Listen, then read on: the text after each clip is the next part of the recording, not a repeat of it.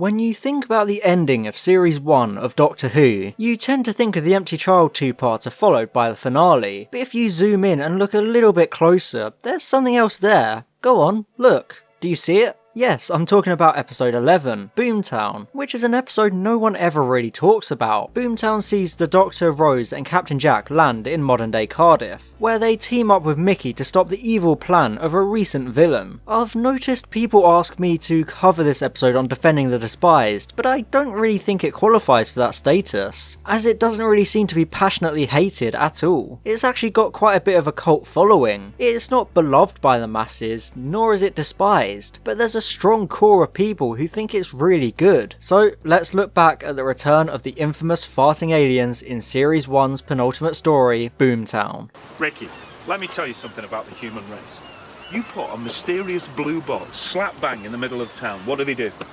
Walk past it. Now stop your nagging, let's go and explore. In Classic Who, there was a shocking amount of budget mismanagement, especially towards the end of seasons. Given how they weren't planned really far ahead of time, hugely ambitious final stories were often in pre-production before the production team realised last minute that they couldn't afford it, leading to time flight being a real thing that exists. However, with New Who Series 1 planned so far in advance, showrunner Russell T Davies was able to plan ahead for the episodes that had to be done on the cheap, especially because of expensive episodes like The End of the World. Davies had hoped to get esteemed writer Paul Abbott to write the 11th episode, but he was too busy, so Davies had to tackle it himself. All the way up until August 2004, it was going to be set in Pompeii on Volcano Day, with it being revealed that the Doctor has been grooming Rose to be the perfect companion. Thank God that never happened. However, Davies was so impressed by Annette Badland's portrayal of Margaret during the filming of the Series 1 Slitheen two-parter, that the showrunner decided to write a story all about her character after the events of that story. This led to the creation of Boomtown, which honestly serves as a pretty good palate cleanser between the Empty Child two-parter and the series finale. It's definitely cheap, with the Doctor, Rose, Captain Jack and Mickey just hanging around in Cardiff for most of it. However, I think it really manages to make up for its limited budget, because it's a very character-driven story, which is something Russell T Davies always excels at. Boomtown starts with the TARDIS arriving in Cardiff to use the rift to refuel. It's a great callback to The Unquiet Dead, which established the story point. When Mickey arrives in Cardiff to deliver Rose's passport, there are some great character building moments as they all just hang out and spend time together. I love this because I've always enjoyed seeing the downtime of the Doctor and their companions. It's great seeing them just have a good time. It also suggests that the Doctor, Rose and Jack have been travelling together for a while, which is shown in some of the books released with Series 1. Like this one, and this one, also this one. This is a good one. However, the Doctor sees a photo of Margaret the Slitheen, who is trying to build a nuclear power station in the middle of Cardiff to blow up the planet and escape on a space surfboard?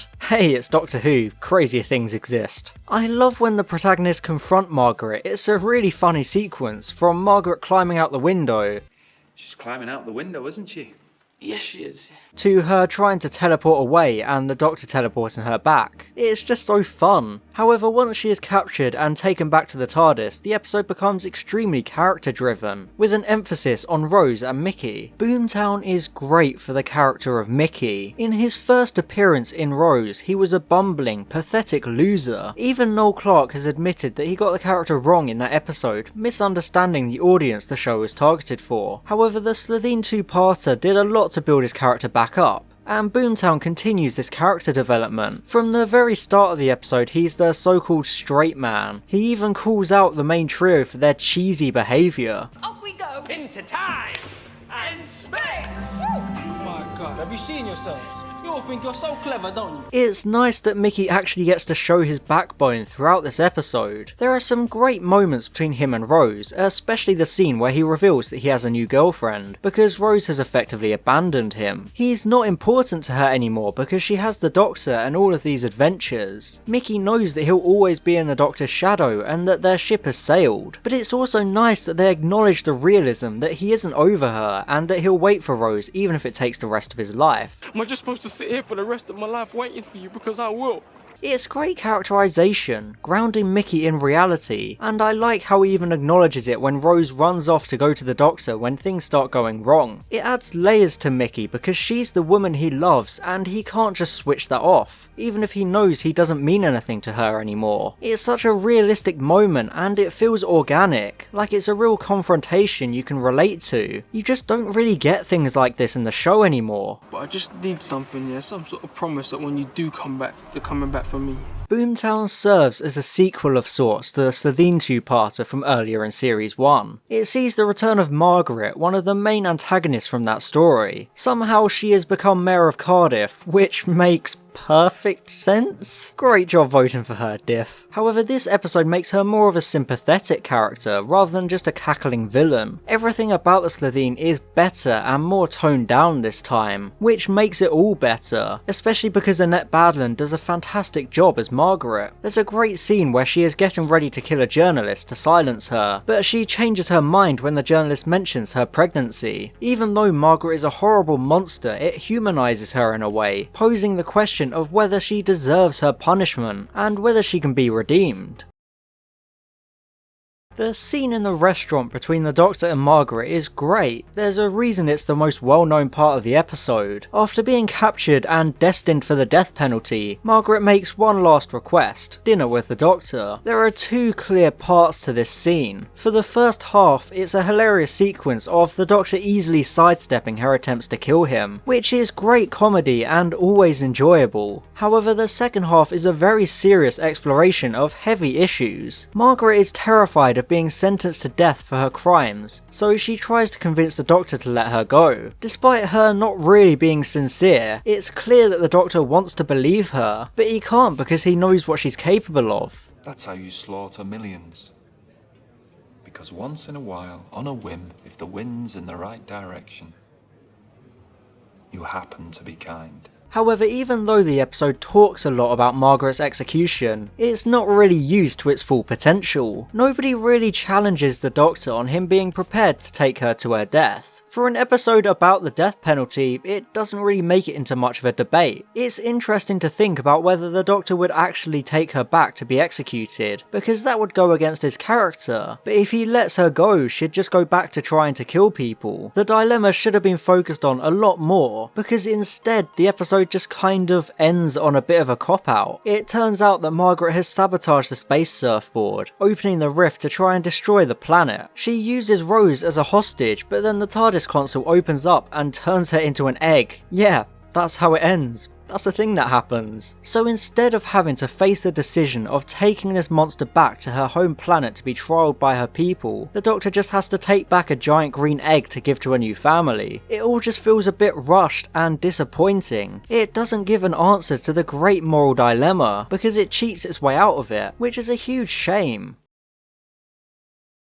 I'll admit that the ending does make a little bit of sense if you look at it a certain way. It's very possible that at the start of Series 1, the Doctor may have taken Margaret to her death without batting an eyelid. Him now thinking twice about doing so shows that he is growing and finding hope once again, because of all of his experiences throughout the series, such as his confrontation with the Dalek in episode 6. Moments like these help to shape him, showing us his personal journey, and how his outlook on morality in the universe is changing after the Time War turned him into a self-hating edgelord. However, even at the start of the series, the Ninth Doctor gave second chances. In his very first episode, he explains that he only carried the antiplastic as insurance against the Nestine. He didn't want to kill it, he offered it a second chance. It's the same with the Gelth in The Unquiet Dead. He is shown on multiple occasions to offer his enemies second chances, so I really don't find it to be a big, dramatic moment when he considers giving Margaret a second chance. It's actually perfectly in line with his character already, rather than being a significant moment of change and enlightenment. Now, you know I gotta do it. It's time for that weekly segment where I gush over how good Christopher Eccleston is in this episode. I know this episode fuels some people's criticisms that Eccleston was phoning it in as the Doctor, but I think he does an amazing job in it. He's so consistently great throughout the episode, such as his banter with Captain Jack at the start. Look at these two. How come I never get any of that? Buy me a drink first. Such hard work.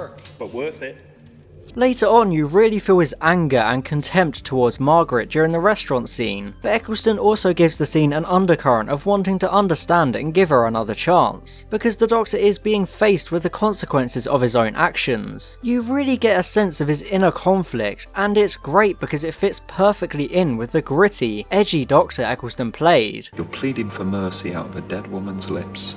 Boomtown is a weird one for me. It's a great little episode with lots of fun moments and some great character interactions, but it doesn't do enough with its embedded moral dilemma. It had the chance to really explore the character of the Doctor, along with diving deep into the moral debate about capital punishment and the death penalty, but it doesn't really do either. It asks some questions but then avoids having to answer them. It also just doesn't really do anything with Captain Jack, who becomes a bit of a background character for the second half of the episode because he gets lost in the shuffle. It's disappointing because he's a great character. Apart from that, I think it's an interesting small scale story, even though the actual stakes are really high. I think I'd have to give a high C on the Series 1 tier list because it does so much right, but it's really let down by the rushed ending and underdeveloped moral debate. But remember, I'm strict and I grade these episodes contextually, so a high C is still a good grade. I even initially had it as a B until I wrote this video.